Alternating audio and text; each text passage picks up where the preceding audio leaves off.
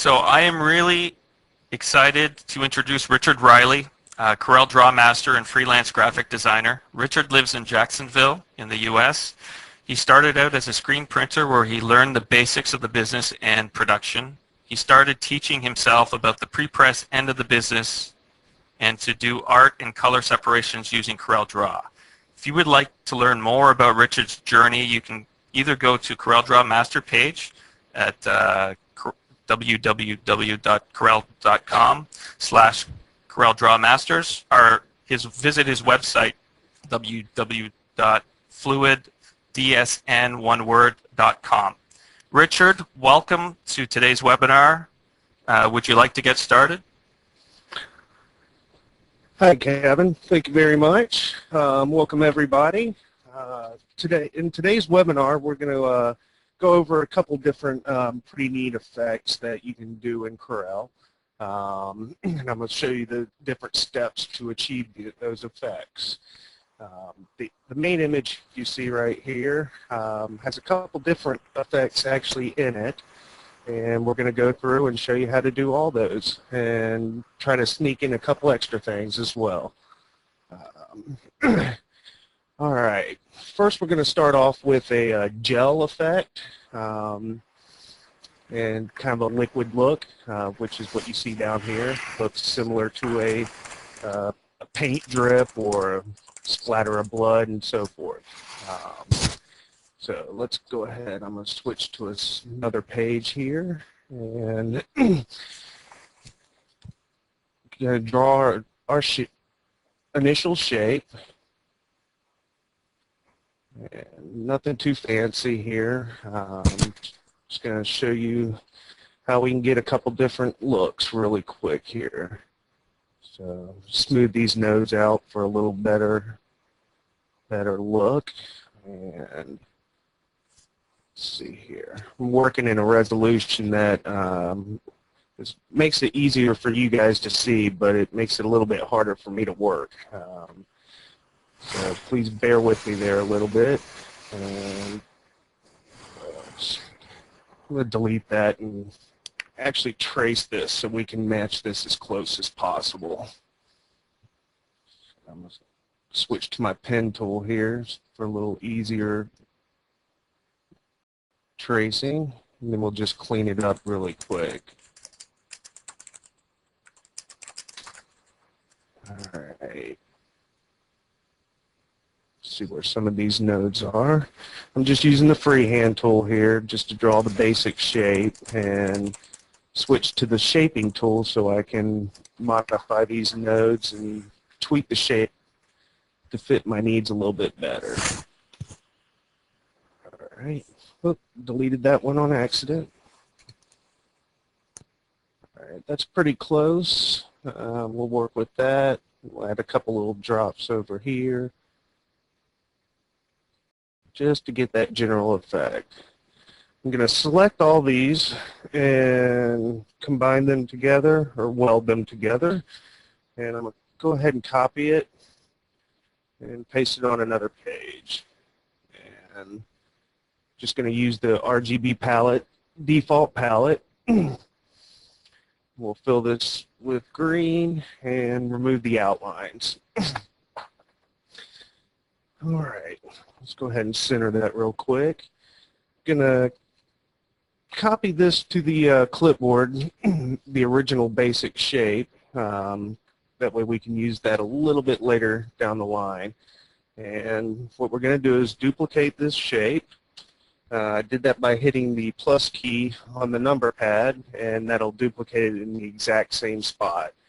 So we have one right above the other, just so you can see. Now what I'm going to do is I'm going to nudge this up a little bit, and we're going to fill this with a little darker color. By pressing down on the color palette, the color in the color palette, it'll open up this little window and give you a little more color options. And let's see here. I'm going to move the darker one to the back, shift page down, and I'm going to bring this in front just a little bit. And we're going to switch to the let's see where it is. I want to use the blend tool.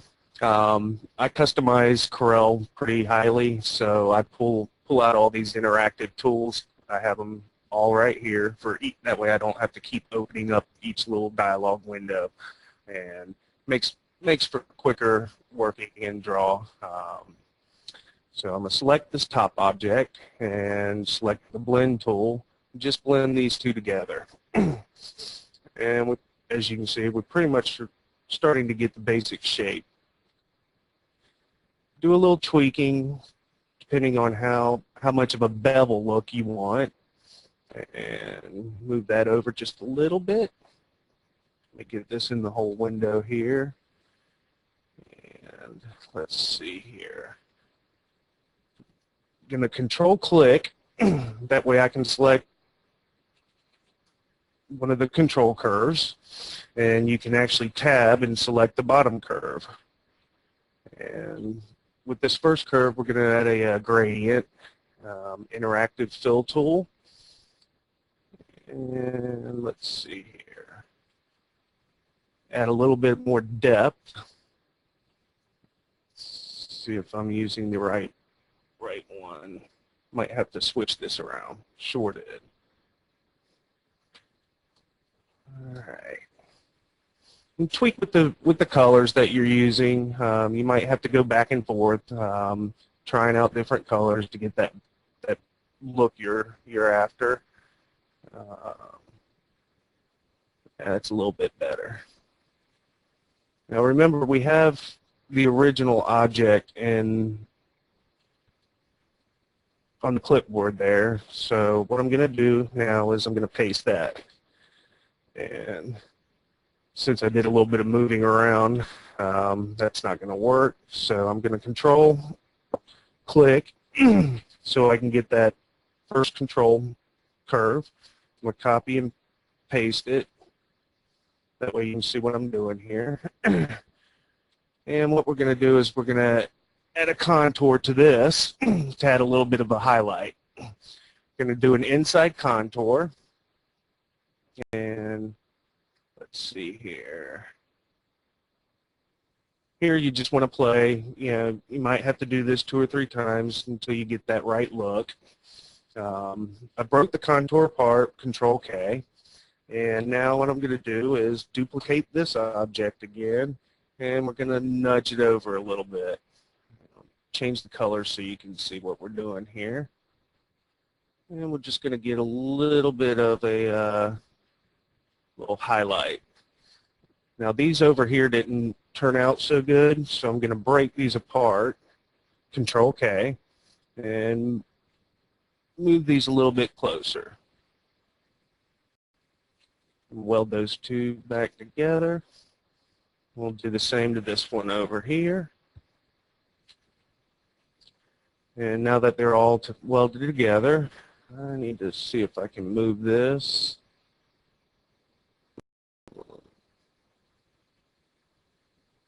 That way I get to my shaping tool here. And we're going to go to trim. We're going to trim that top object to the bottom object and just delete what's there. We'll fill that with white, and we can get rid of that one. So there we have a little bit of a highlight. All right, there's many ways we can go about tweaking this even further. What I'd like to do here is we can either leave this solid white, depending on what the final outcome is going to be. If you're going to do any kind of vinyl cutting, you're not going to want to do the next step, so you'd want to keep it just solid like it is. This next step, what I'm going to do is I'm going to add a drop shadow. I'm just going to come up here to the presets and use the small glow, and we're going to change this color to white. I'm going to keep the mode here at normal, just because if I were to manually separate this, if I were to change the mode to like add, when we're going in and changing it to black and whites and so forth for films, you start having issues using some of these other effects. So normal seems to work pretty good. Now, you can't really see it, but what I'm going to do is lower this to 10, and I'm going to break that apart, Control K, and delete this original object. And now what's left is the lens, the transparent object, and I think I moved it a little, there we go. It's right back in the correct spot. I'm just going to duplicate it a couple of times to beef that up. And you can see it's more of a raster look. It's a little too much in these areas, so I'm just going to go back and get it. Where am I? Let's see here. Move that. You can always make this a little bit smaller, 5. Still a little too much over there, so you might want to go in and tweak it, do each little drop. That way you get a more consistent look. So I'm going to get rid of that since our original image, I used a solid. And what I did in the original is just use a transparency tool. And that gives it a little bit more of a shine, helps make it a little more realistic. We can group all these together. Use the perspective tool, excuse me, and we can tweak this a little bit more, try to make it look a little more flatter looking, give it a little more depth. And I'm going to undo that, excuse me, and I'm going to pull this out, this bottom object out just a little bit more, get that depth a little bit more. All right. Okay, now this is a pretty simple little gel effect using the contour and blend tools, and I'm going to show you another way we can do this. Get back to this original object here, and we're just going to apply some contours.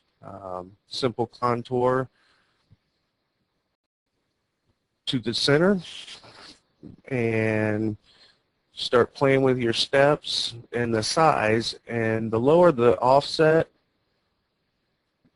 the more steps there is. And so if you just start playing around with it, with those different numbers, you can get some pretty cool effects as well. And let's go to a lighter color here. There's quite a bit of objects in there. There's actually 959 contour steps. So it might, depending on your object and how many nodes you have, it could take quite a bit to process. You have a little slider here that you can move around to get the look you're after. I don't like this look personally. I like the first step, but depending on your object, sometimes the contour will work just fine, and I'll show you how that works on some text a little bit later on in the tutorial. Okay, let's see here. We'll go ahead and delete that, get back to our original. And this is bugging me right here because they're actually touching. I don't like them touching. It just doesn't look right to me. So try to move these over just a little bit. There we go. All right. Let's tweak that. Okay, we'll go back to the front, and let's see. We'll do the CorelDRAW special effects. Title. CorelDRAW. And essentially what I did here is go ahead and break these apart. Let's change fonts here. Do narrow, and I'm going to bold the draw. Just make this a little bit bigger. We'll convert these two to curves and weld them together just for easier working with. And add a perspective.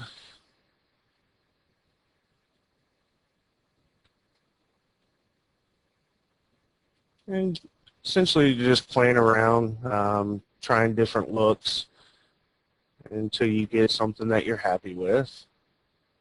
Fill this with white. And we're going to apply another interactive transparency. I'm going to switch this and go the other way.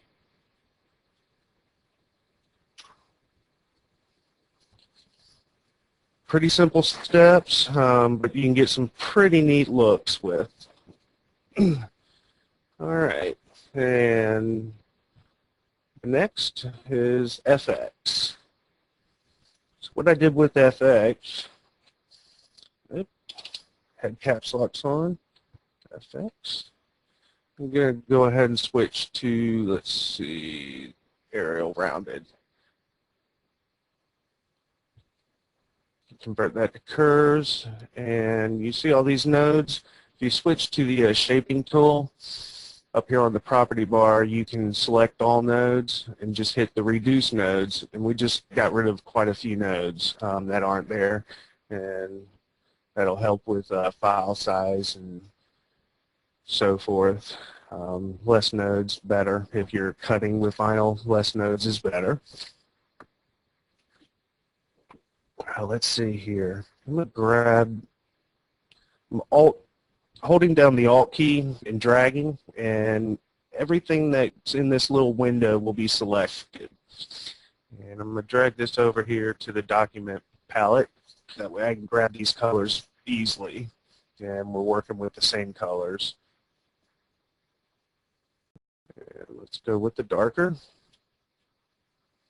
And there's a couple different ways we can go about getting that gel effect, and it's a lot more noticeable here on this FX, so I'm going to show you a couple different ways how I came up with that. Back to the contour, to the center.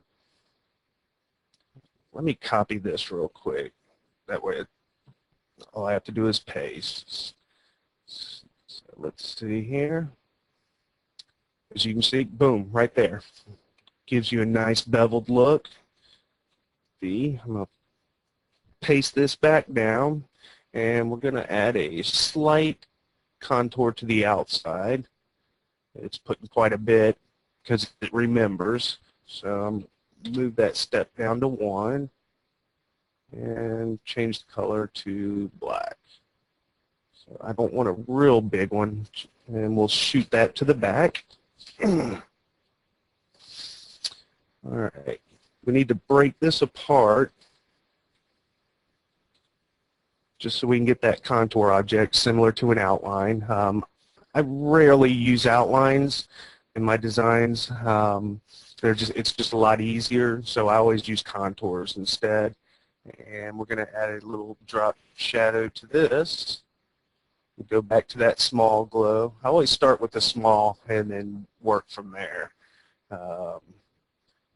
Do black, change the feathering to 5, and let's lower the opacity here. And again, it's just playing with the different settings until you get a look that you like. Now, since we had the FX on the clipboard, I'm going to paste. And I'm going to fill this with black and use the interactive transparency tool and give it a little more depth, some shadow looks here.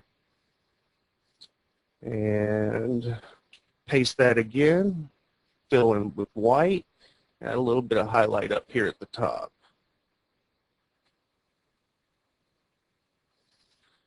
We'll group these all together. We'll move this over here. Take a quick look here. All right, there we go. And then what we did was had another shadow going. So I'm going to paste because I moved. So let me back up real quick. There we go. That'll work. Then I just flip this by holding the control key. I'm able to drag down and it flips it. It does it the same way, any way you flip it, as long as you hold the control key and then let go.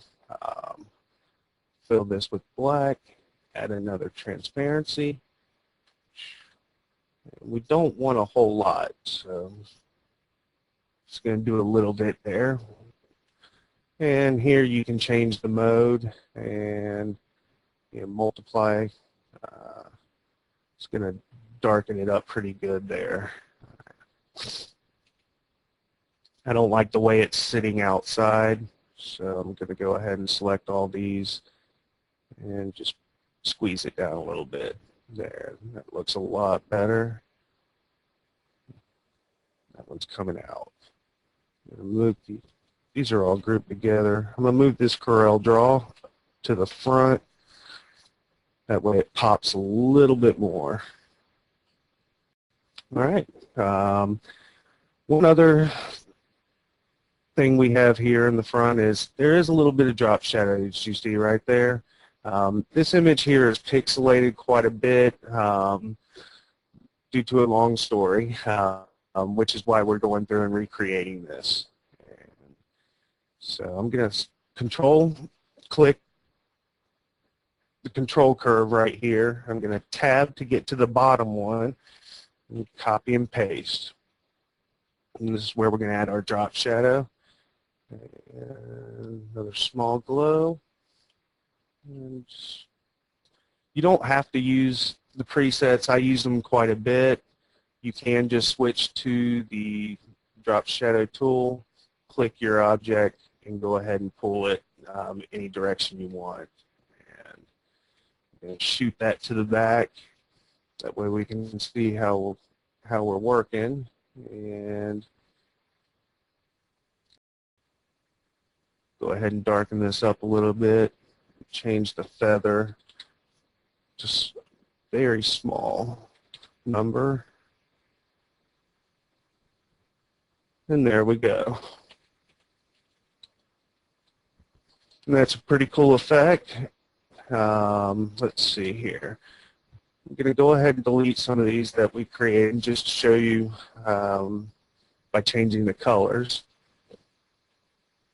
Tabbing to get to the other control object at the bottom. And let's see here. I want this a lot darker. Just want to show you. We can get now it looks like blood or chocolate. You can use this effect if you're recreating an ice cream cone and you want that chocolate dripping down the ice cream cone. This will give you that kind of beveled look, nice wet and glossy. So we're going to delete that, and I'm going to go back to FX. Arial. Let's go back to, where's the little round? That's the one I want. All right. Fill this with green, any color you want. And I'm going to do the same thing that we did with the that blood effect, just to show you what it looks like with working with fonts in the blend.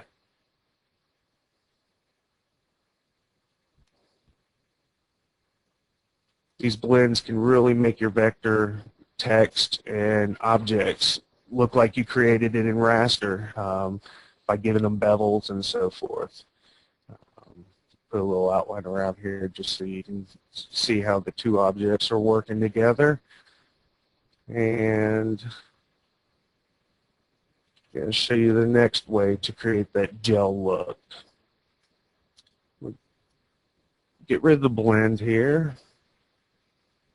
And I like, depending on the color and what you're working with, you might want to start with a lighter color or a darker color. We're going to start with a darker color, And we're going to go back to the drop shadow tool and small globe preset. We'll change this to yellow here on the property bar, and the direction we're going to go to inside. Since we're going to the inside and the object's filled with a color, you can't see it. It is there though. The next step, we're going to break that apart. And I don't know if you can see that yellow or not, but there's the object. And by moving that to the front, you can see we're getting that gel bevel look again. And just by hitting the plus key on your number pad, you can beef that up. Since we broke it apart, we don't have a whole bunch of options to modify, so you can beef it up just by duplicating them. And these lenses will retain Pantone colors, which is very good for color separating and achieving a lot of really neat looks. And they will color separate right out of the Corel print dialog separations engine. Excuse me. All right, let's see here.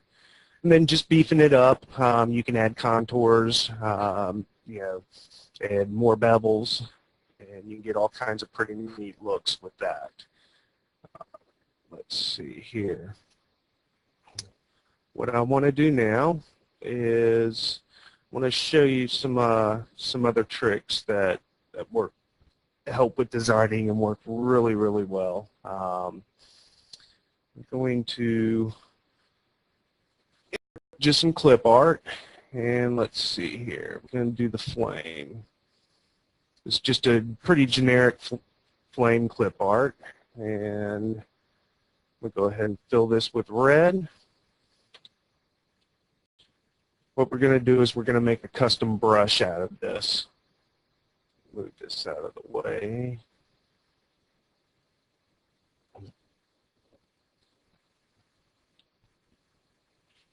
Where are we at? Where is it? There we go. Artistic media. And make sure we have brush. With brush selected up here, essentially all you have with your object selected, you have this little floppy disk icon, and that'll save the media stroke. And essentially, you just click that button, and let's see, name your brush stroke, and click Save. And then over here in this window, it should be the very first one that pops up. And now all you have to do is just draw, and there's your flames. I want to show you another pretty neat effect. What we're going to do is just duplicate this and mirror it. I want to weld these two together. And we're going to make this a custom media. And Flames 2. We'll get that one saved. And as you can see, you have to make sure you switch over here to custom, and they'll pop up in that little folder. And we'll draw a circle here, an ellipse. P. We'll delete that so it's not in our way anymore. Switch to the artistic media tool. And technically all you should have to do is, all right, here we go. Just change the size.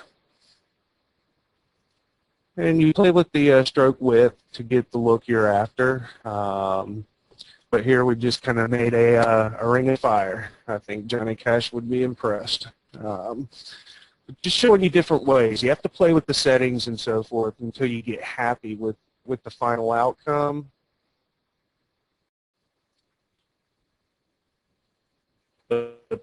This tool set here with the artistic media is extremely powerful, and you just have to think outside the box of how you can use it, and you can come up with some really, really cool effects. All right, let's see here. That would be, what is it now? All right, we'll draw a circle. And back to using the contour tool to the inside. I need to get rid of those outlines.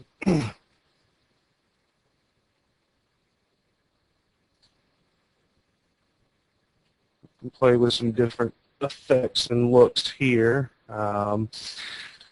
Sometimes I like to use the contour because you can add mini steps, and it acts like a just a regular gradient blend, but you don't get the banding that you do with the gradients sometimes. So it's a little bit different than working with gradients. It obviously adds a lot more objects to your design, but again, you get a little bit smoother blend, and just makes for a better look, I feel.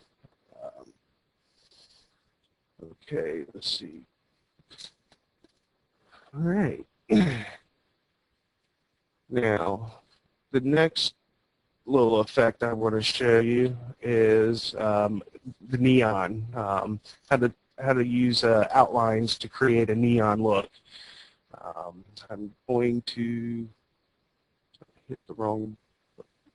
Need to get this out of my way real quick. I'm going to open up the object manager and just lock this rectangle and create a new layer. Neon always jumps out at you and looks better on a black background or a darker background. I'm going to hide it real quick, and I'm going to see if I can write neon. There are some centerline fonts out there that will work with this effect really well, but if you're good at drawing freehand, then, which I am not, but you get the idea. Just want to throw neon there. Oop. We'll weld these together. Shrink it down just a little bit. Go ahead and change the outline. You want a pretty big outline. I am using a macro to where all I have to do is press some buttons. Try to clean this shape up just a little bit. I don't want to spend too much time on that way you can see the actual effects. Make this a little bit thicker, and let's see, let's do a neon green. I'm going to open up the outline pen dialog, which is F12, and we're going to change the corners and line caps to round, and let's scale to object. And we want to go a little bit darker here. I'm going to duplicate again, plus key, and let's go ahead and change it to the lighter color, and we'll reduce considerably. Basic, just solid two-color neon, but we're going to tweak this a lot further. For vinyl cutting, this right here would work fairly well, but want to really make it pop and really look neon. We're going to switch to the blend tool, and we want to blend these two objects together. And as you can see, I mean, that looks 100 times better and a lot more realistic. All right, and fairly quick. Okay. Selecting the original control, not the original, the second one we can grab, and I'm going to tab to get the original one. I'm going to copy and paste, Control C and Control V. And since these are outlines, what we're going to do now with this object is convert it to a curve, Control Shift Q.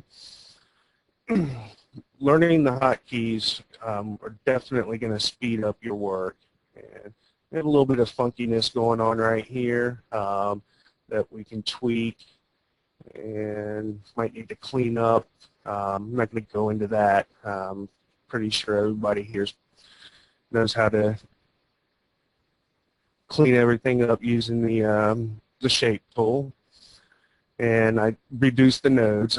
It's something I do by habit. I'm always reducing the amount of nodes. And what we're going to do is add some transparencies and give this a little bit more shine. Let's see here. Actually, I think I'm going to do a radial and just make it really. Okay, let's bring up this dialog and change the direction real quick. All right, now I don't like that. It doesn't look good. It's way too much. So we're just going to switch this back to a linear. Oop, wrong one. Let's go up here, linear. And again, you're just playing until you get a look that you're happy with. And that's not too bad.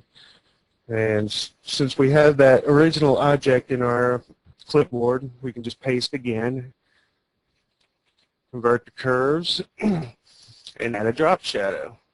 That way we can get that glow effect. And we'll pick that green.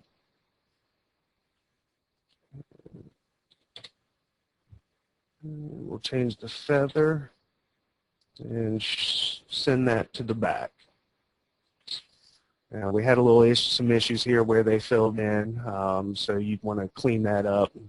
Had that black showing through the background, and that gives us a pretty cool neon effect. Works well. The outlines really do it, but just to show you that you can as well that similar effect. Delete that. Using contours. You'd have to convert the object to a curve, and then you can apply the contours. And I'm going to show you why I don't like using the contours that much. The way at the ends right here. But playing with the contours is going to give you a little bit of leeway, and since it should go all the way out. And contours obviously go into the center, so we're not going to get that effect. Whereas over here, you've got a nice good blend all the way to the edges. But the contour will work. It just depends on the shape of the image is whether or not it's going to look good or not. So pretty cool little effect right there. Let's delete that. And this year, neon is back. Everybody's wearing neon, so that's probably a little effect you'll be able to use quite a bit. That's going to work really well. I'm going to import this real quick. Show you another effect. This is just a V shape that I created using the freehand tool.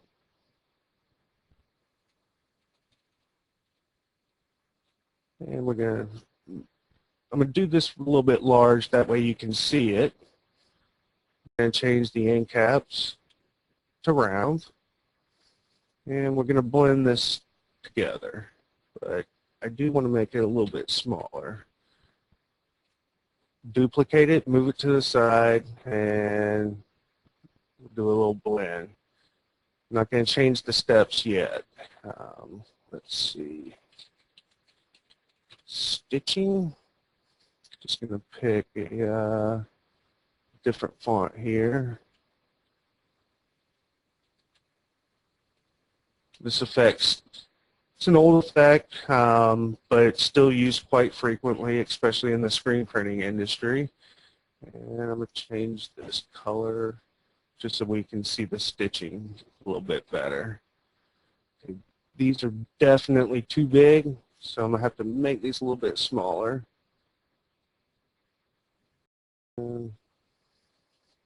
Now this is the blend object where we blended the two together. Up on the property bar, you get a lot of pretty cool options, and we're going to change the path. We're going to click on the stitching. Excuse me. And grab that again. And we're going to go blend along full path. And then add a considerable amount more steps until we get that look. And let's do rotate for 500. But you can see exactly what we're doing. We're making that look where it looks like it was hand sewn. I copied and pasted the original object, and I'm just going to add a contour. And watch me, I probably, hopefully I didn't lock it up. I think I might have still had the stitching around, and when I tried to apply the contour, yep, that's exactly what happened. Let me undo that. All right. Reduce these steps. There we go. And I'm going to shoot this to the back. And what you could do is also apply that to the same, that yellow object. You'd want to contour. We'd want this to be considerably bigger. And we could add that around is what the yellow, which is going to give us that generic stitching look, like it's been stitched. And I'm going to break that apart, blend, ungroup it while they're together. When you're using these blends, you actually you'll need to go in and tweak. You can turn them around. Let's see here. I'm going to put these back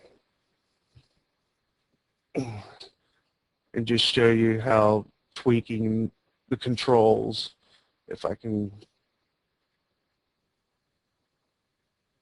Oop, I need one more.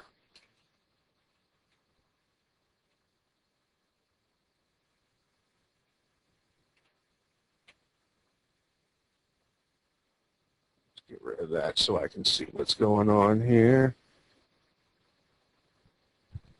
I hit show start, there it is, and that'll help me find that original object. But by tweaking these, turning them around, you can change the way it fits on there, and really should have been a little bit smaller to get that look a little bit better. So it's just playing with the different settings until you're happy.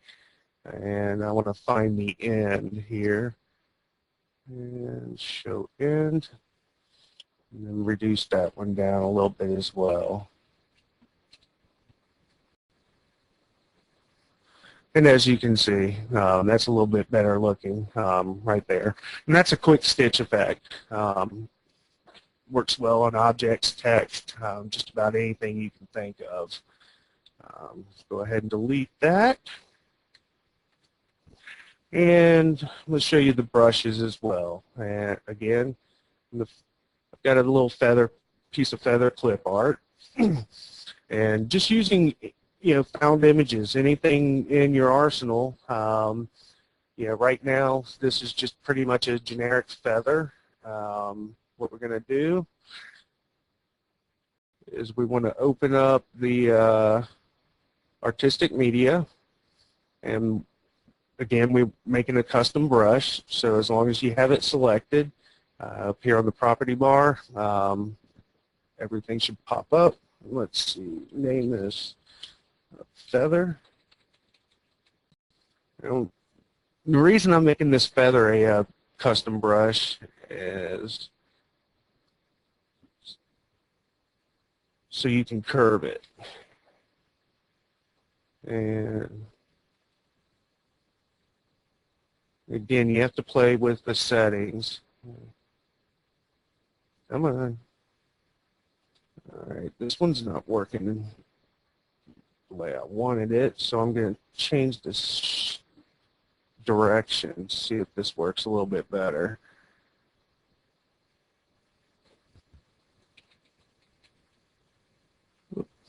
Where you, yes, brush 2.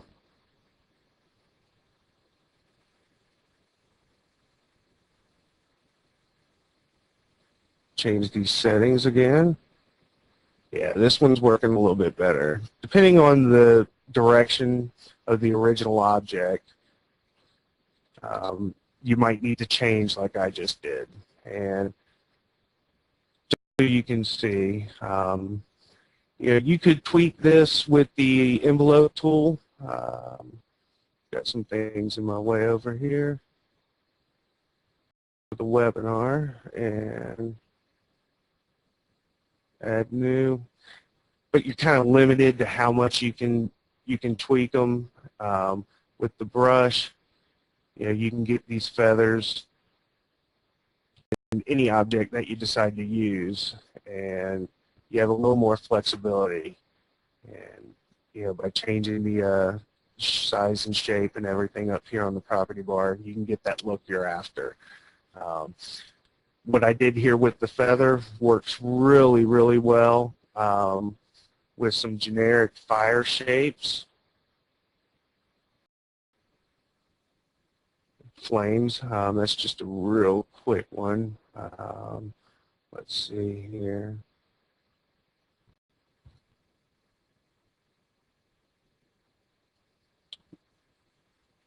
Just want to show you how you can move. You can use the brush is just a great tool, especially if you use it that's not closed. But you want to get that free-flowing movement, and you can't really do that with some, just a vector object without a lot of tweaking. Converting it to a brush really quick gives you a lot more flexibility. And this is just a real quick generic flame. But as you can see, and by changing the size and the shape, you can get that look that you're after. There's just so many things that you can do, and the best thing that I can say is to just play around.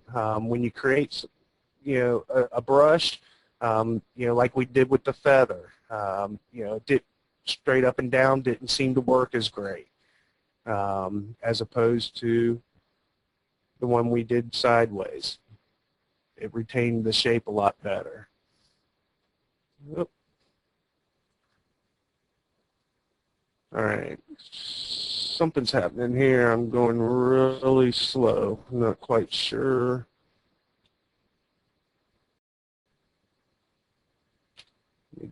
Trying to delete these. I don't know what just happened. We'll switch to a new document, and that'll solve that problem.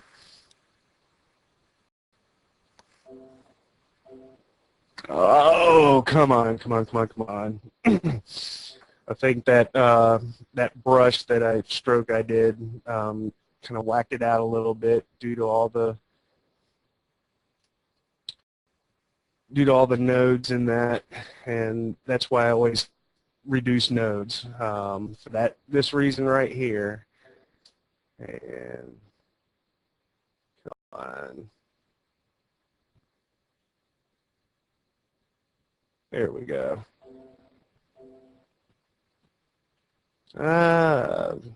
Kevin, Cecile, I think I locked up draw. I sure did. That's okay, Richard. We were coming to an end, and we have a few questions that we had to get to, and this has Okay. been great. I've got neon lights in my head now, and I agree they are coming back. But yeah, what I'll do is let me get to some of the questions, and hopefully you can get back in. And then I'll go through some of these, and if you can help answer them, that'd be much appreciated. I'll do my best. Okay. One of the questions regarding the stitching that you were showing, how you changed the position of all the objects in the stitching. Let me pull this up real quick. To change the objects, the direction, I'm just going to make another quick generic one here and blend these together real quick just so you can see. When you have the blend selected, you have all these tools up here on the property bar. Path properties, starting and ending points, and so forth. When we added it to the object, to the path, what you're going to do is you're going to go under more blend options, blend along full path, and rotate all objects. Depending on the shape of the path, it is going to determine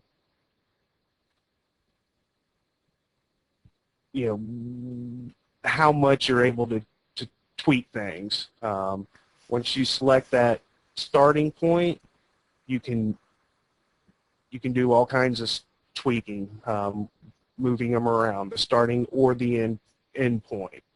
And no, I think that's great. I think you've covered that one. Another question is, Roger saying, I've noticed you're not going to your outline dialog to change outline widths. What steps are you using to do this? I am actually using a macro that can be found at Macro Monster. I think that's .com. Jeff Harrison. It is a it is a macro to where all I have to do is I have some hotkeys assigned, and I just hit the as you can see, I just hit the whatever key I have assigned to make it larger or make it smaller. It saves a lot of time by not having to go in and out. I have some outlines over here as well that I pulled in from customization. These are different size outlines that I use for my custom registration marks. Some clients like them really big and some like them really small, so I have them right here so I can change fairly quickly as well. Thank you. What advantages would there be to using the blend tool over using the fountain fill? The only advantage that, like I had mentioned earlier, is you can add more steps. When you're using a linear blend, especially in vector art, and depending on your printer, you start to see a lot of banding, whereas, and you're limited with 256 steps, whereas blending, you can do a lot. I think it's pretty much however many steps you want. So it helps reduce that banding that you see. And I'm not sure if I'll be able to, you'll be able to see it. You usually see the banding during output.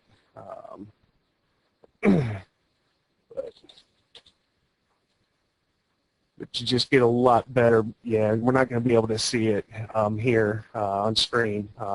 But I do a lot of film output, and the blends just, to me, they're a little bit smoother.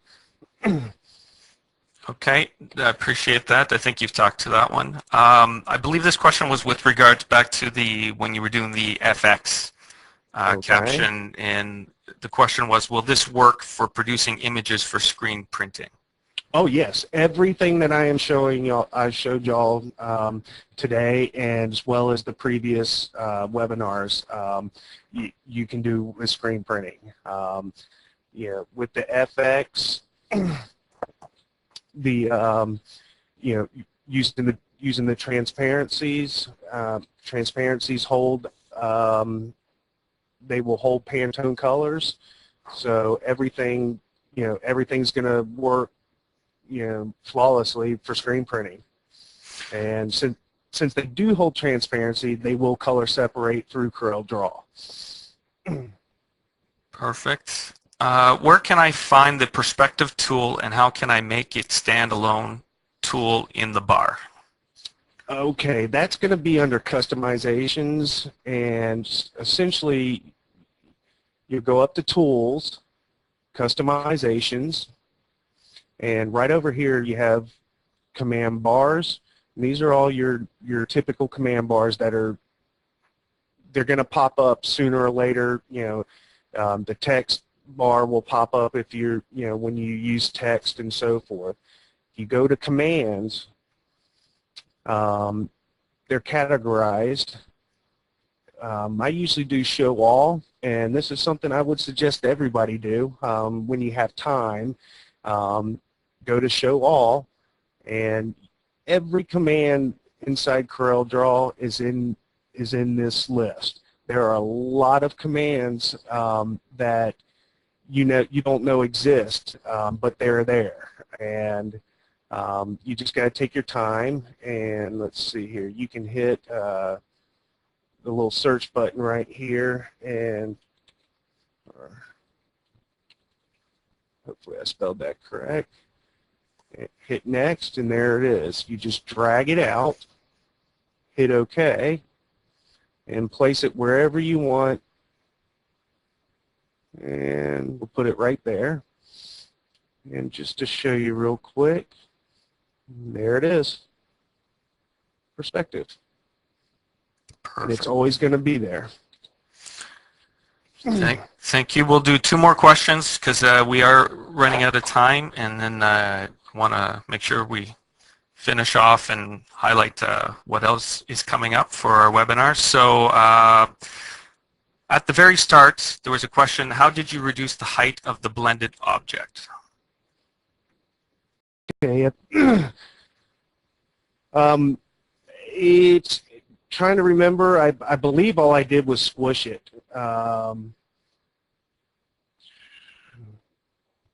Let's say that was the original object.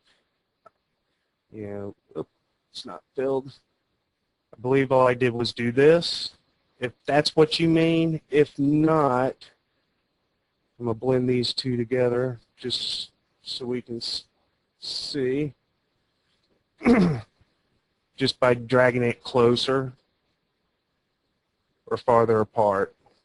And the farther apart you do it, you're going to want to add more steps so it's a lot smoother. Excellent. So the final question we'll take is it possible to blend 2 Pantone colors while retaining a 2-color spot output? Indeed. Let's see here. Filled that with yellow PMS. I'm going to just do this with a red PMS color. And that right there will separate the same as if it were a linear blend. Let me do this real quick. Fill that with red. This object right here will separate exactly like this rectangle that I filled. It will retain those colors, and if you were to go into print separations, and let me get rid of those real quick so you can see. And it's going to color separate exactly like you would expect it to. And that's the great thing about using the blends and the transparencies. Excellent. Well, Richard, this has been great. This has been really informative. I want to thank you for sharing some of your your time and your techniques today. For those of you who want to learn more about Richard's journey using CorelDRAW, you can check out the CorelDRAW Masters page at www.corel.com/CorelDrawMasters, or visit Richard's website at www.fluiddsn.com. And Richard, thanks a lot for your time. Thank you. I hope everyone enjoyed this webinar, and we appreciate your interest in CorelDRAW Graphics Suite X6. I'd like to let you know that if you'd like more information on CorelDRAW Graphics Suite X6 or to download the free trial version, just visit coreldraw.com/CorelDRAW, or sorry, corel.com/CorelDRAW. For your information, next month, our webinar will happen on Thursday, August 22nd from 12 to 1 p.m. Stefan Lindblad will join. He's an illustrator, graphic designer, artist, and CorelDRAW master. Will show you how he creates an eye-catching poster with CorelDRAW and Corel Photo Paint. To register, go to corel.com/CorelDRAW-webinars. And we look forward and hope to see you there. I wish everyone a great day, and I apologize for going a little over, but Richard, you did a great job, and we appreciate it. We're getting some good feedback from everyone. So everyone have a great day. Thanks. Thank you.